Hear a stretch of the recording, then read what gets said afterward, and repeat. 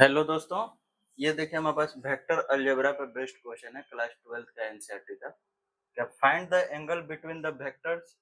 दो वेक्टर दिया हुआ है, ठीक है, इन दोनों के बीच का एंगल निकालना है। तो मानते हैं कि ये वेक्टर ए है, ये वेक्टर बी है, ठीक है। तो इसको हम ऐसे लिख सकते हैं, vector A equal to I minus two J plus three K, ठीक है। और वेक्टर बी क्या है मेरा, three I minus two J plus K, ठीक है। अब हमें क्या निकालना है, इन दोनों के बीच का एंगल यानी थीटा निकालना है। तो फॉर्मूला हमारा होता है जैसे cos theta equal to A dot B, यानी दो वेक्टर के बीच का डॉट प्रोडक्ट और magnitude of A into magnitude of B, ठीक है। यही मेरा फॉर्मूला होता है, यानी कि इसको हम ऐसे भी लिख सकते हैं, A dot B equal to magnitude of A into magnitude of B into cos theta, ठीक है। तो यही मेरा फॉर्मूला का यूज होगा। तो क्वेश्चन में क्या क्या दिया हुआ है, ए डॉट बी पहले हमें निकालना है।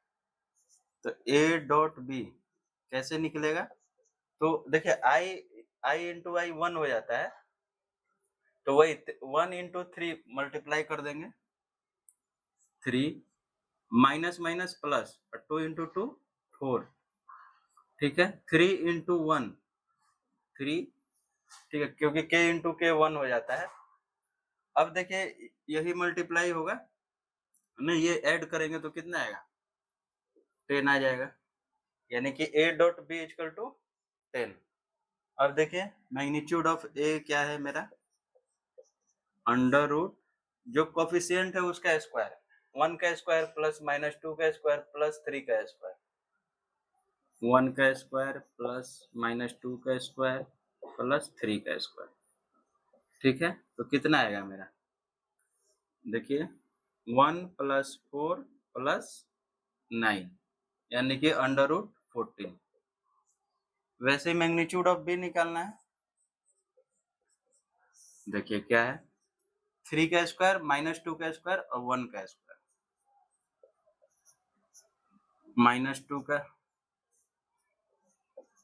प्लस 1 का स्क्वायर, ठीक है। ये माइनस 2 का स्क्वायर है, तो क्या आ जाएगा मेरा 9 प्लस 4 प्लस 1, यानी कि ये भी मेरा आ जाएगा अंडर रूट 14।